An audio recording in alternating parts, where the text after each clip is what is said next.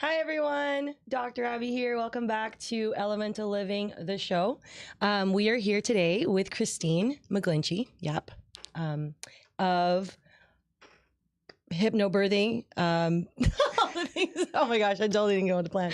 Anyway, we're going to make it more relaxed now. Yes. Welcome, Kristine. Thank you for being here. Yeah. So we're here at Elemental Living show to talk about all things holistic health and healing, right? And you actually are the author of this very beautiful book, Mommas, right here in front of us. Go ahead and introduce yourself. My name is Kristine. I'm a hypnobirthing educator. I'm also an author, an intuitive teacher, and I really love supporting women in their journey to and through motherhood. So at every step of the way, really. I love that. How did we meet? Oh my gosh. Through social media, Okay. really, is where I found you, I right? just thought about that right now for some reason because I'm like, yeah, those are the same kind of things I love to do too. I was like, how did I meet you? And I just thought about that right now. Yeah. So I'm super passionate about that as well. And you probably, we know a little bit about each other's stories, and I moved here and I'm now trying to make friends and acquaintances, and especially in the health and healing field. And so today, very specifically, we want to talk about the preconception journey, right? And someone's journey to motherhood and then through motherhood. We're going to talk about that as well. And so how did you get into this thing called womb healing, and what is it? So I actually started my career as a corporate publicist. I wasn't doing this work always. I started my wanted business. You to talk about this. So I was actually a corporate PR manager for over 10 years. And, it was very much one of those things where I knew that there was something more for me. I really wanted to be of service, but I just didn't know how. And my daughter was really the catalyst for my entrepreneurial journey, but also, challenging me to kind of like rise and step up into my purpose and my path. So when I became pregnant with my daughter, I made a decision very consciously and intentionally that I was going to leave my corporate job. And I did that. So when I was on my maternity leave, I put in my resignation and I started my business when my daughter was 2 weeks old. Wow. 2 weeks old? Yes. I didn't even know that. The journey of preconception and motherhood is quite an interesting one. I myself have not gone through that journey yet, but I've helped a lot of women experience a better pregnancy and a better preconception journey. Right. And so there is this talk a lot on social media. If you're on Instagram at all and you're a woman, I feel like it shows up. Too much. Too much. And there's this thing called womb healing that everybody's talking about. I know because I actually went to an event last weekend, which you recommended for me. And I was one of the speakers there. And they talked a lot about womb healing. And so I want to explain it to the people about womb healing and what is that about, It's really interesting because, as a society of women, there are so many different factors, our cultural upbringings, our ancestry, and, healing can be very complex. So I'm attuned in Reiki. I'm an energy healer as well. And there's just so much within us, like so much that goes unexplored, untapped. Like the best way I can describe womb healing is imagine like your womb as a fanny pack. And over the years, over your lifetime, you're just collecting things in this fanny pack, but you're never emptying it out, so to speak, right? Oh, yeah. So there's all this trauma, all this emotional baggage, but also we're kind of like born into our, lives compounded with transgenerational trauma. Oh my gosh. Yes. Have you read the book, It Didn't Start With You? Yes. Yeah. I love that book. There's so many books about transgenerational trauma. And I think this generation is really taking that to heart and saying like, okay, this started before me. And for me, in my personal experience, but also what I see with my clients is conception and motherhood truly begins even before you try to conceive, because I can see so clearly how my baby was like preparing me. Oh my gosh. Through like alternative medicine, through the womb healing, through energy work, through like my spiritual awakening or my journey. Like that was my baby being like, all right, mom, like we got stuff to do, like let's go. And so womb healing really is the intentional act of like clearing out that fanny pack. Oh my Like, gosh. what's in there? Like, what have you been collecting over the years? Like, Yep. you know, and that's worthiness a lot of the time. That's confidence. And then, you know, what does this have to do with pregnancy? What does this have to do with motherhood and conception? It has everything to do with it because, you know, as you know, like the energy becomes physical manifestations. Yep. It becomes physical blocks that are stuck and trapped inside your body. And there's so much science now. There's so much data that really supports it because, you know, before it was like, oh, that's just like woo, right? Yeah. Like that, oh, that's just woo or superstition. But now the science of epigenetics is actually translating into real life experience. Yeah. And I love that point because even as it says in that book, it didn't start with you, which is all about generational trauma and generational healing and how important it is for people to actually go through that. Because number one, the children that are being born today, right? I mean, and we can go on and on about this for over the span of time that we're here, but you know, the children watch what people are doing, especially their parents. Yeah. And so children they have learned behaviors and also, you know, they inherit a parent's patterning. Yep. And so, for example, if you saw that your parents did not really take care of themselves or whatever it is, or their health was not a priority to them, you might be down that same path unless you have some sort of like major outside influence outside of yourself or outside of even your family unit. Like maybe you play sports and so your coach at sports is now a big influence on you. And that's how perhaps maybe you don't have that. But really that's what you see even with the way people perceive money. So it was also in there, right? Right. The way people perceive their health, even their own relationships in life. And so a lot of the times, like, why did I marry my father? Right? We're repeating patterns constantly. Patterns are unconscious, always. So it's like your body is responding to whatever that is. And so it's such a key thing to be able to heal through that. And another thing I want to point out with any of the healing things, right, is that, you know, the act of preconception and that journey, many people, what I find is that they just kind of look at it on a very mechanistic level. Oh my gosh, yeah. Which is kind of like an old paradigm that we were in before. I think especially since before the pandemic, everything was very much mechanical and super unconscious, meaning you are reacting to something all the time. Absolutely. Right. So I do see how important it is because of course, especially now, I mean, I moved to Miami and so I'm kind of getting to know the community. And what I'm seeing is women have this desire to be mothers, right? And they're not really super aware that it's not just a mechanistic approach and that you don't just go through and you know, not to say that I'm not disregarding the benefits of it, but like you just go through IVF, right? Yeah. Even that entire process with all the women that I've ever worked with, there is a gap even in that sense of, you know, you go there and the main job is to get you to be pregnant, right? To get pregnant. However, there is not such a touch point on how you think, how you feel.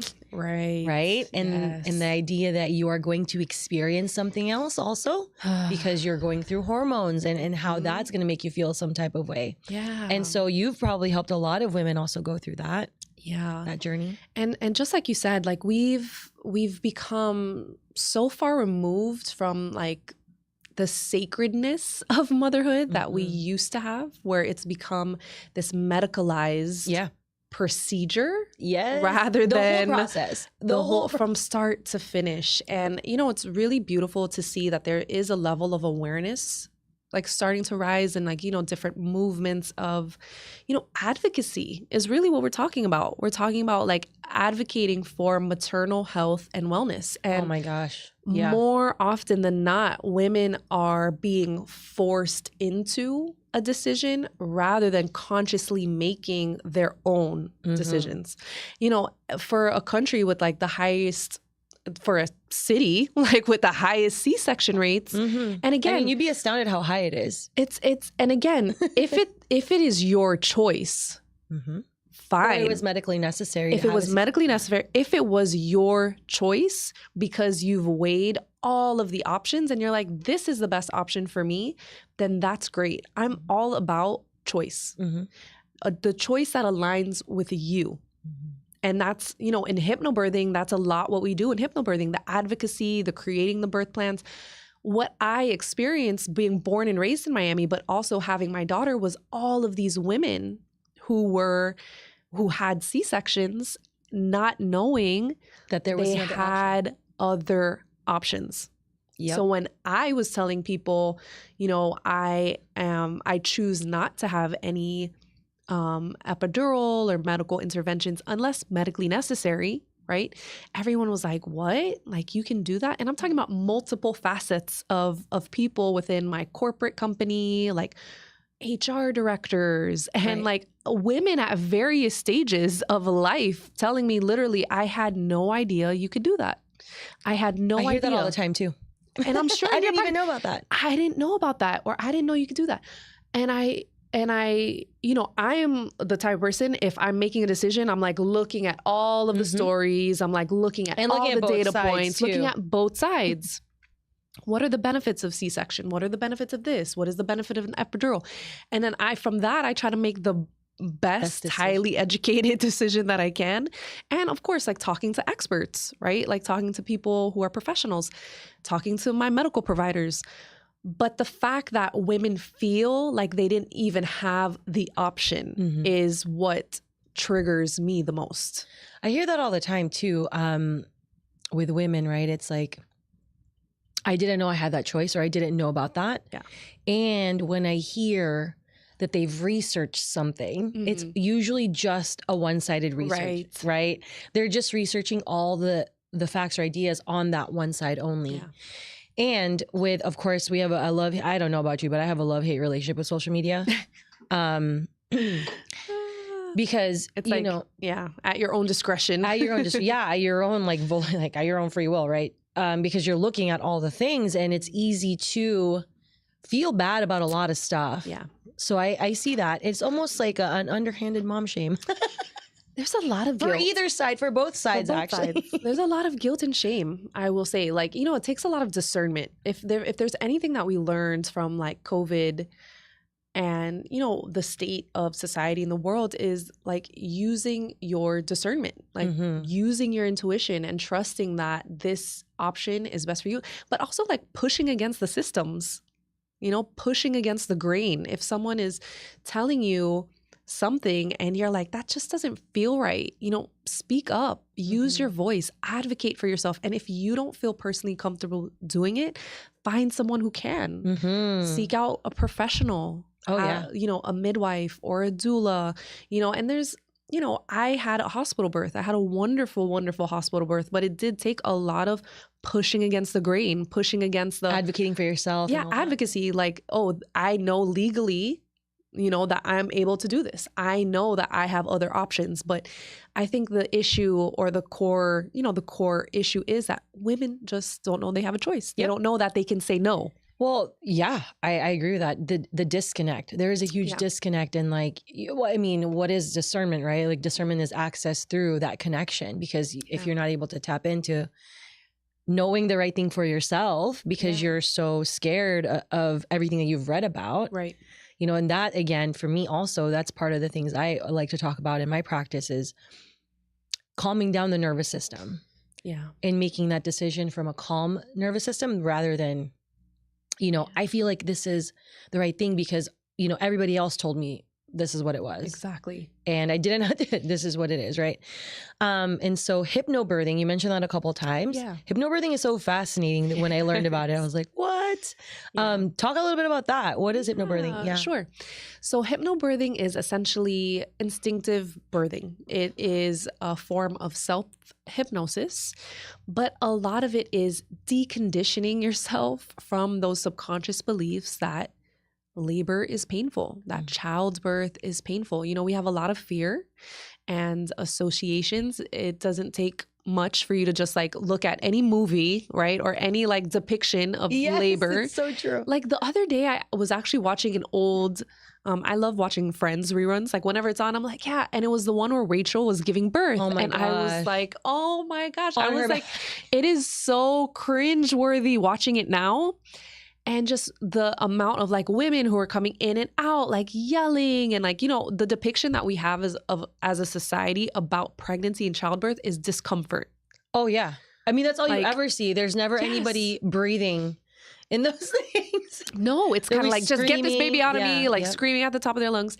And hypnobirthing really trains us to deprogram from that. And it is a beautiful course where, you know, you take 5 classes and you learn everything. You learn about your reproductive system, how the baby comes down, how your body is naturally built to sustain and birth a baby vaginally without, you know, the need for medical introduction. Like a healthy mother, a healthy baby can have a healthy, uninterrupted, you know, labor. And so we just go through all of the techniques. We have different breathing techniques. You know, we have different tools that you could utilize in terms of visualization practices, meditation. I actually have had several friends who have used hypnobirthing, and I see them. A miracle. They'll post like a picture on Instagram, and they have earphones on. They're like listening to their meditation as they're going through labor. Yes. And videos of them. They're insane. not screaming. Not at all. I had my daughter with hypnobirthing. I had my son with hypnobirthing. No epidural, no medication, completely, you know, vaginal, no pain at all. And I wasn't yelling. I wasn't screaming. No one's yelling at me to push. It's literally going within to work with your body's with your natural synergy, birthing the baby down, working with the rhythm of the baby. So it teaches you a lot of those things that we're not told about. That even in a hospital birth, you have choices. You can say, I would rather not do this. I don't want to be connected to that. And, you know, you could work with your doctor and establish these you know, procedures. Like, you know, the birthing plan is important. It doesn't have to be you, okay, well, this is just how it's done. You know, you get to decide how it's done. And of course, with, you know, the cooperation and the conversation with your medical provider that of what they're willing to accommodate. I think that's a great point. That's what I commonly hear with women who are pregnant, who get pregnant and going through that process is they don't know the right questions to ask of their providers. And what I hear even more commonly now, especially actually here in Miami, is that the doctors don't like questions. Do you ever hear that? I mean, I had a wonderful, you know, which is doctor, so great, but I hear it all the time, right? But unfortunately, and what I will say to that is find another one. Find another one. Don't feel like your hand is twisted. I've known women who at 38 weeks are like, oh, my doctor's not willing to provide this for me. I'm going to find a new one. You can find a new doctor because what's more important is you. Your comfort, experience, your experience, your level. And a lot of women get traumatized from that. Having a traumatic birth experience, and I've seen it because when I was pregnant, all of these women were like telling me like, oh my God, I had such a traumatic experience. And that stays with you for the rest of your life. But not only that, the child. Yes, I was just thinking that. The child has trauma from their birth. And for hypnobirthing, we talk a lot about bonding, prenatal and postnatal bonding, where that skin-to-skin contact, where they're running all the exams on the baby on your chest, that baby was a part of you. That baby, the rhythm of your heart was the rhythm of the baby, you know?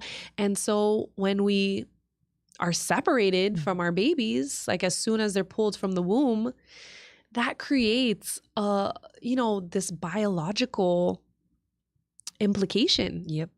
And it's harder to breastfeed. You know, there's numerous studies. There's a cascade of effects from that bonding. I always encourage moms to look into that. You know, anytime you make a choice, just look into the implications of what's going to happen, right? Like C-sections, you know, they've obviously increased in the last several years. It's major surgery. We go through 7 layers of skin.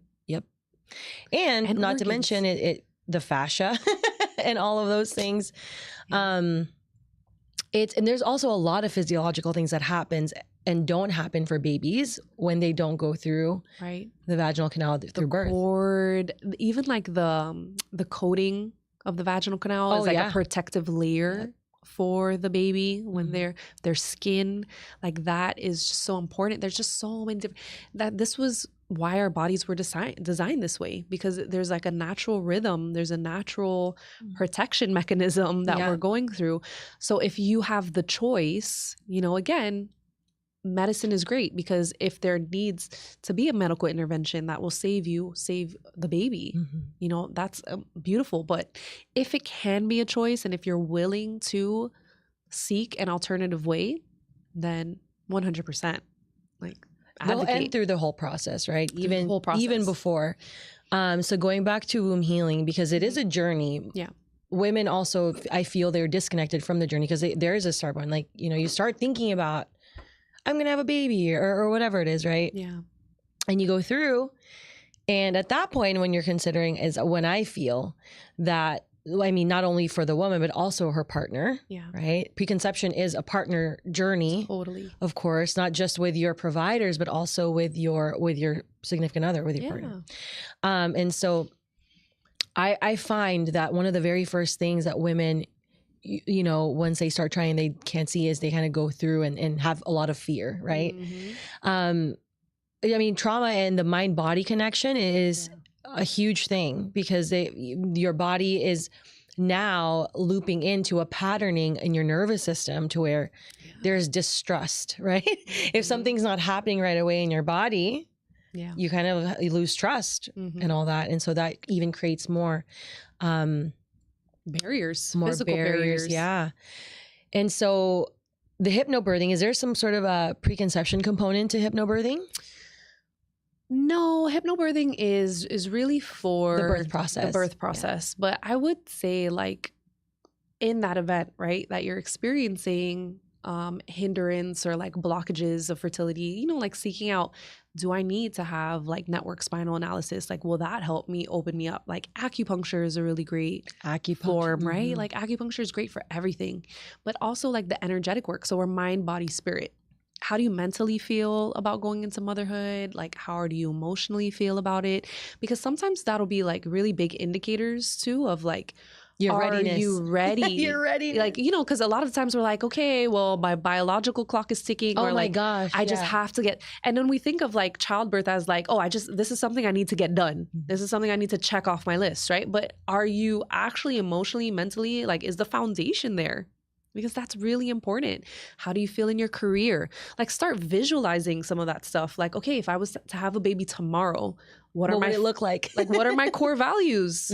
Like, with me and my partner, like you said, and hypnobirthing does take into account the birthing companion, because they're a huge part of the process, whoever that might be, you know? And so, like, if you're in a state of like, and this is what I like to call, you know, like conscious conception, is like, I'm consciously conceiving and aligning my mind, body, and spirit by detoxifying my body. Like, heavy metal detoxes, like purification rituals. Like, what does that look like? And this is why the process like begins so much longer, because, you know, you want to take time to do some of those things rather than like, oh, okay, it's time to conceive. When am I ovulating? Yes. Like, oh my gosh, I'm so glad you brought that up. I always tell people that when they start thinking about it is when they should probably look at stuff, right? Yeah. If it's in your field of energy or like your consciousness, like, oh, I'm 35. I should probably have, you know, whatever it is. And by the way, I just want to smash that biological clock. Because I believe, and I have belief, of course we all have beliefs. Yeah. Because we've seen it through our own like eyes of experimentation in life, right? Right. I've seen my friends give birth at 42. Yes. Right? Completely healthy and normal. Yeah. But they do live a certain lifestyle, right? They do take care of their bodies. Yeah. They do have a positive mindset. So there's just a common thread to the success of women giving birth over 40, right? And even their experience through it. And so I like to say to the women out there who was thinking and you know, kind of losing faith in that, is to just smash that biological clock in your head and focus on getting healthier and focus on that mind, body, and spirit connection, because it is a spiritual journey. Yeah. And it doesn't help when your provider is like, you're a geriatric pregnancy. And it's like, oh, like all of the terms are like, again, like, I'm a geriatric pregnancy at like 35. I don't understand. What?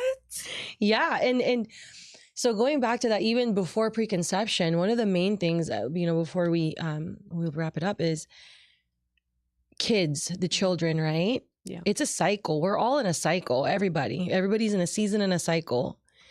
And truthfully, I believe it really starts as kids. Yeah. Right? Mm-hmm. So for us, our generation, since we know about all of these things, Yeah. right? And you have a daughter, I do believe it is our job as people who are the parents of these children to actually teach them about their biology. Totally. Okay. Yeah. I'm a huge advocate of that because I know for sure during sex ed, in my school, I was never taught about my hormonal system as a child. Yeah. And what my body's experiencing through the different phases of the menstruation journey. And by the way, most women don't even know about that stuff.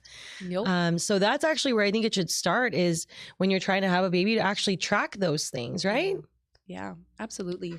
And see where things are, because of course we're functioning in this world where we're meant to function the same way every single day. But as women, it's basically impossible to do that. I mean, we're cyclical. We're cyclical beings. Exactly. You know, so. So yeah, I want to make sure that people here know how to get a hold of you. Of course, we're going to link all of your stuff and talk about this very beautiful book, Mommas. So go ahead. Yeah, so you can find me at KristineMcGlinchey.com and on Instagram, Kristine_McGlinchey. Awesome. And then this beautiful book. Oh, Mommas is available on Amazon. It's not even in the view. So Amazon. So tell me about this book. So this is really cool. Oh, yeah. So I actually wrote Mommas when my daughter was 9 months old. I self-published it. And it was just because when I am typically a very positive person, but there's just so much like fear. Mm-hmm. And I just was like constantly worrying if I was doing enough. Am I good enough? Am I doing this enough? Am I doing this right? And I was like, stop. And I love mantras and affirmations like throughout my life. And I was like, I need my own. Like, I'm a mom now. I need my own set of mantras to like ground into. And so I actually wrote it for myself. And then I was like, wow, I think this might help like other people. And so on a whim, I just self-published it. And I've just been so lucky and grateful to have had such a beautiful response. Yes, it's awesome. And so we're going to also link all that information in, all the social media things. So yes, thank you so much for being here. Again, if you guys have any questions for either of us, we're going to link all of the information in all the social media things. So thank you for being here. Thank you.